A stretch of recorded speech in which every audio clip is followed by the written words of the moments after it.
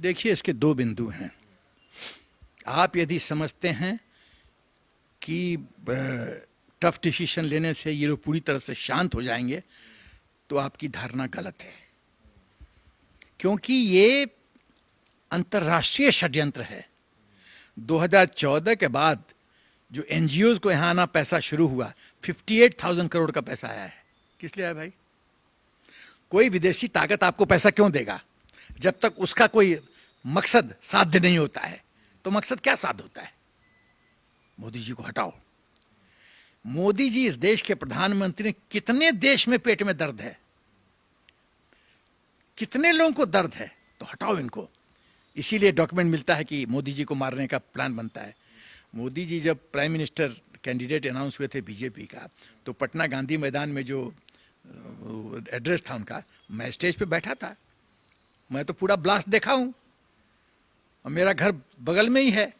रात को मैं टहलते टहलते साइड पे चला गया, वहां वो लोग पुलिस वाले सब अपना स्निफर डॉग लेके ढूंढ रहे थे। तो मैंने कहा, भाई क्या कर रहे हो?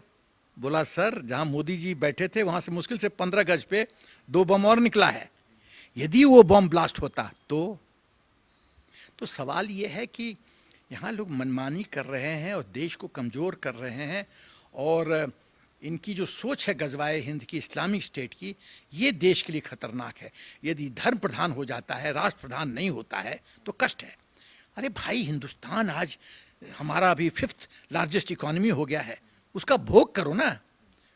पाकिस्तान जिंदाबाद। पाकिस्तान तुम लिए क्या करता है? पाकिस्तान तो अपना देश तो संभलता नहीं है, अपना देश तो फकीर हो गया है, और तुम उसको सपोर्ट कर रहे हो।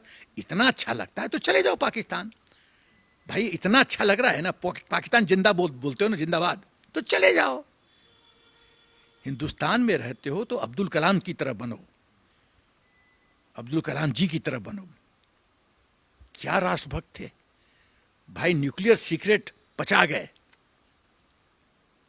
और जब वाजपेयी जी प्रधानमंत्री को अब्दुल कलाम जी ने बोला कि सर आई होप चीजें गोपनीय रहेंगी, तो वाजपेयी जी तो सेंसोफोन बहुत अच्छा था, उन्होंने कहा आप भी अनमैरिड मैं भी अनमैरिड, तो लीक आउट नहीं हो सकता है। तो ये जो कहानी है ना, ये चक्कर है। और देखो, सीए जो था ना, मैं उसको इस तरह से देखता हूँ, जो शाहीन बाग में हुआ, ये एक्सीडेंट नहीं था, ये प्रयोग था। क्या प्रयोग था? उसका मकसद क्या था? कि मोदी सीए तो, जब हिंदुस्तान के मुसलमान अफेक्ट ही नहीं हो रहे हैं, तो तुमको पेट में दर्द क्यों है? ये प्रयोग था कि मोदी जी कोई फैसला आगे मत लो, नहीं तो हम इससे भी बड़ा कांड करेंगे। ये मोदी जी को संदेश दिया जा रहा था कि आप कुछ मत करो, नहीं तो हम कांड करेंगे। फिर ये डराने वाली राजनीति है, ये तो नहीं चलेगा इस देश में। एनआरसी है, पॉपुलेशन कंट्रोल बिल है, कोड ऑफ कंडक्ट है, यूनिफॉर्म सिविल कोड है, ये सब लाने की जरूरत है। देखिए, जब तक लोग कैसे व्यवहार करेंगे, जब कानून होगा तभी तो। जब कानून ही नहीं है तो फिर क्या डर? तो कानून लाना पड़ेगा, ये सब कानून पास करना पड़ेगा। और तब एक मेरे अपनी ये सोच है कि कोई भी यदि राष्ट्रद्रोह करता है, इसका मतलब हुआ waging war against the state, राष्ट्रद्रोह। राष्ट्रद्रोह का मेरे अनुसार एक ही सोल्यूशन है, फास्ट ट्रैक कोर्ट बनाइए, 30 दिन में फैसला सुनाइए, पर्सन नॉन ग्राटा उसको अनाउंस कीजिए, और देश के बाहर उठा के फेंक दीजिए, उठा के फेंक दीजिए। You are not required here, तुम्हारी यहां जरूरत नहीं है। आप देखिए, बताइए, मैं सिंपल से बताना चाहता हूं, आपके घर में एक सांप आ जाता है, तो क्या आप चैन से सोएंगे कि ढूंढ के उसको भगाएंगे अपने गेट के बाहर? तो भाई ये भी तो अंदरूनी सांप है, घर का बेधिया लंका डाह। ये देश को खतरा, देश का दो समस्या है, external threat, internal threat. External threat तो आर्मी संभाल लेगी, आर्म फोर्सेस संभाल लेगी। इंटरनल थ्रेट, घर के अंदर रह के जो डसते हैं वो ज्यादा खतरनाक हैं। बॉर्डर पे तो हम जानते हैं वो पाकिस्तान का बंकर है, वहां से फायर आया तो हम ठोक देंगे, लेकिन घर के अंदर जो है, किसी के माथे पे तो नहीं लिखा हुआ है कि वो पीएफआई का सदस्य है, तो क्राउड में मिंगल करके बम छोड़ देगा, 50 लोग मर गए। तो ये बहुत खतरनाक स्थिति है। तो मुसलमान भाइयों की ये सोचना पड़ेगा कि राष्ट्र तुम्हारा है, राष्ट्र धर्म से बड़ा होता है, तुम इस तरह से मनमानी नहीं कर सकते। और जैसे न्यूक्लियर, जैसे न्यूटन ने कहा था, every action has got a equal and opposite reaction. आप यदि राजद्रोह करोगे तो सरकार तो अपना एक्शन में आएगी। आपने सीए करके कितना तबाह किया था, 10 महीने के मेरा ख्याल है तबाही किया था। किस लिए? अरे जब आप अफेक्टेड नहीं हो तो किस लिए? क्यों? मोदी जी को डराना है। लेकिन इनका कैलकुलेशन गलत है, मोदी जी डरने वाले नहीं हैं। अब जो टीम है मोदी जी या शाह जी का, अजय शंकर जी का, अजीत डोवल जी का, ये टीम इतना सॉलिड है, लोग डरने वाले नहीं हैं और इनको संभलना पड़ेगा। कहीं ऐसा ना हो कि इतना लेट हो जाए कि ये अपने पांव पे कुल्हाड़ी मार लें और इनका अस्तित्व खत्म हो जाए। सर अंतिम प्रश्न ये पूछते हैं कि जब इस तरह के एक्शन होते हैं लगातार, तो उसमें एक धर्म विशेष को निकाल लिया जाता है, बोला जाता है कि इसको टारगेट किया जा रहा है और मोदी और ये सब मिलकर डिटेक्टरशिप चला रहे हैं। क्या आपको भी ऐसा लगता है? ये बहुत चालाकी से, धूर्तता से ये लोग गेम खेलता है। ये लोग इतना धूर्त है, जहां ये लोग घिरता नजर आता है तो विक्टिम कार्ड खेलना शुरू कर देता है। मुसलमानों को टारगेट किया जा रहा है। अरे मुसलमानों को काहे टारगेट किया रहा है? तुमको वक्फ बोर्ड मिला है, टेम्पल का इनकम सरकार के पास जाता है, तुम्हारा इनकम सरकार के पास आता है, और टेम्पल का ये तुम्हारे मौलवियों को पैसा दिया जाता, तनख्वाह दिया जाता। क्यों दिया जाता है? For what? जिस मदरसा में तुम बच्चों को जिहादी बनाते हो उसके लिए सरकार तुमको पैसा देती है। वारे देश, वारे देश। तो ये इनको समझने की जरूरत है कि मनमानी नहीं कर सकते, और ये बेवकूफ़ी कर रहे हैं। यदि राष्ट्र सुरक्षित नहीं है, राष्ट्र में दंगा होगा तो आर्थिक विकास नहीं हो, आर्थिक विकास नहीं होगा तो इनका परिवार कैसे खुश रहेगा? भाई चीज़ें ठीक रहेगी तभी तो आप खुश रहोगे। तो ये तो मेरा ख्याल है, ये तो वो जो एक सेंट था ना, जो एक पेड़ पे बैठा था और उसी का डाल काट रहा था, वही कर रहे हैं ये, और इसका परिणाम इनको भुगतना पड़ेगा। यदि ये बुद्धिमत्ता का परिचय नहीं देंगे तो इनको भुगतना पड़ेगा। मैं ये कर रहा हूँ।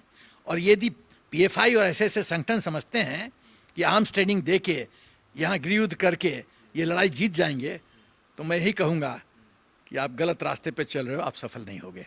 बहुत छोटा सा प्रश्न है मेरा, क्योंकि आपसे मैं हर बार सॉल्यूशन जानता हूं, तो इस बार भी मैं पूछना चाहूँगा कि मान लीजिए कि अगर सीए लागू किया गया या एनआरसी की बात छेड़ी गई और उसके बाद फिर इसी तरह के आंदोलन हुए, तो क्या एक्शन सरकार को लेना चाहिए? इसका क्या सॉल्यूशन है? मैं एक छोटा सा उदाहरण देता हूँ। चाणक्य जा रहे थे, चाणक्य तो मैंने उनके ऐसा मैंने कूटनीतिक विश्व में नहीं देखा है। चाणक्य जा रहे थे तो बबूल का एक कांटा उनके पैर में चुभा। तो चाणक्य तो छोड़ने वाले थे नहीं, तो उन्होंने कहा कि इस बबूल के पेड़ को मैं खत्म कर दूंगा। तो उन्होंने डाली नहीं काटा, पत्ता नहीं तोड़ा, उन्होंने उसके जड़ में मध डाल दिया। अब चींटी आए, चींटी मध के चक्कर में खाते गए, जड़ पूरा सुखा दिया, पेड़ ऑटोमेटिकली गिर गया। मेरा कहने का तात्पर्य है, जब तक आतंकवादी संगठनों को जड़ से खत्म नहीं किया जाएगा तब तक ये देश शांत रहेगा। जब तक टेरर फंडिंग नहीं रोकी जाएगी, जब तक इंटेलिजेंस के माध्यम से ये कौन है टीम, उसमें लीडर कौन है, हर एक डिस्ट्रिक्ट स्टेट लेवल पे, डिस्ट्रिक्ट लेवल पे कौन कौन लीडर हैं। पटना में, बिहार शरीफ में, मतलब राज्य सरकार के नाक के नीचे पीएफआई फ्लरिश कर रहा है और ट्रेनिंग दे रहा है और डॉक्यूमेंट बना रहा है 8 पेज का कि कैसे कैसे टारगेट करना है देश को, और कुछ नहीं। इसका मतलब क्या? इंटेलिजेंस एजेंसीज मुख्यमंत्री जी को ब्रीफ नहीं कर रहे हैं?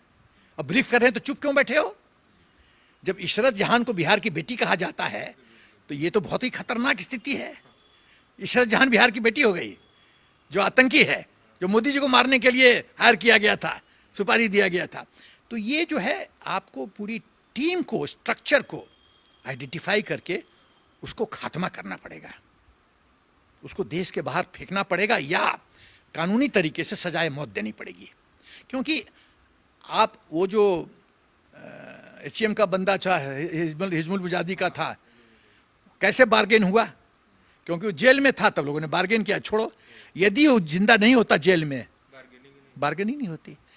हम लोग इनकम टैक्स का पेयर इनको बिरयानी खिलाने में क्यों खर्चा करें? 30 दिन में न्याय करो, खत्म करो कहानी। दूसरी बात, तीसरी बात कि इनको लीडरलेस करना है, इनके सब बैंक अकाउंट फ्रीज करने हैं, टेरर फंडिंग इनको इनका रोकना है।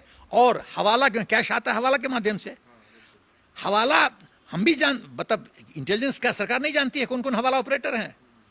चुपके से उनसे इंफॉर्मेशन लो, कितना माल किसके पास आया, पकड़ो फिर।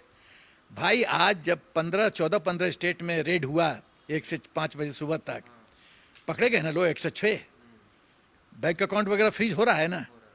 तो इस तरह से इनकी शक्ति क्या है, किसी भी आतंकी का शक्ति क्या है, टीम वर्क, पैसा, इक्विपमेंट, ट्रेनिंग, फाइनेंशियल सपोर्ट विदेश से, यही है ना। इसको ध्वस्त कर दो, ध्वस्त कर दो, फिर कैसे लड़ेंगे ये, कैसे लड़ेंगे। उसके बाद ये जो लोग तुष्टीकरण के राजनीति में, अभी देखो, अभी पीएफआई के रेड में देखो, कुछ पॉलिटिकल पार्टी उछलना शुरू कर दिए, मुस्लिम के साथ अन्याय हो रहा है, ये पॉलिटिकल वेंडेटा शुरू हो गए, क्योंकि उसको खुश करना है, क्योंकि वोट लेना है। ऐसे ऐसे जो, जब हमको आपको समझ में आ रहा है कि वोट की राजनीति खेल रहे हैं, तो क्या देश को और जुडिशरी को समझ में नहीं आ रहा है। ऐसे ऐसे लोगों का अकाउंटेबिलिटी फिक्स करो और उनमें सजा का प्रावधान होना चाहिए। पॉलिटिकल बैन करने की जरूरत है ऐसे ऐसे लोगों को, तब लोग अंकुश लगाएंगे अपने वक्तव्य पे। खुश करने के लिए कुछ भी बोल दो। भाई राष्ट्र बड़ा है, खाली राष्ट्र सुरक्षित रहे ये सेना की जिम्मेवारी है क्या? हमारी, आपकी, पॉलिटिकल पार्टीज की, सबकी जिम्मेवारी है। हिंदुस्तान का एक एक व्यक्ति का जिम्मेवारी है राष्ट्र सुरक्षित हो और राष्ट्र मजबूत हो, खाली सेना की जिम्मेवारी नहीं है ये। तो वो अकाउंटेबिलिटी फिक्स करने पड़ेगी और कोड ऑफ कंडक्ट डिफाइन कीजिए कि राष्ट्रद्रोह क्या है, और उस पर सख्ती के साथ 1000 वोल्ट झटके के साथ आना है नीचे। तब देखता हूं मैं कैसे होता है। उस कश्मीर उदाहरण है, 370 क्या हुआ? कुछ हुआ? हो नहीं सकता है, हो नहीं सकता है। भाई सरकार होती है। मैं जब जूनियर था तो मेरे एक सीनियर बॉस ने बहुत अच्छी बात कही थी, मैं 1 मिनट में खत्म करूंगा बात, और अभी तक मेरे जहन में बैठा हुआ है। अब मैं 72 साल का हो गया हूं। उन्होंने कहा कि भाई बेटा, आर्मी एक बुलडोजर की तरह है, तुम कितना भी फन्ने खा हो, यदि आर्मी से पंगा लिया सीनियर बॉसेस से, तो बुलडोजर चलेगा तो तुमको ध्वस्त कर देगा। यू मे बी राइट, तुम हो सकता है सही हो, लेकिन सीनियर अफसर का बुलडोजर चलेगा तुम बच नहीं सकते। वही बात मैं कहना चाहता हूं, सरकार बुलडोजर है, जब वो चलेगा आप बच नहीं सकते। आप कितने भी फन्ने खा हो जाए, खाली सरकार के पास एग्जैक्ट इंफॉर्मेशन होना चाहिए। बाकी तो it's a matter of drill, बाकी ड्रिल है, इंप्लीमेंटेशन है, करो इंप्लीमेंट।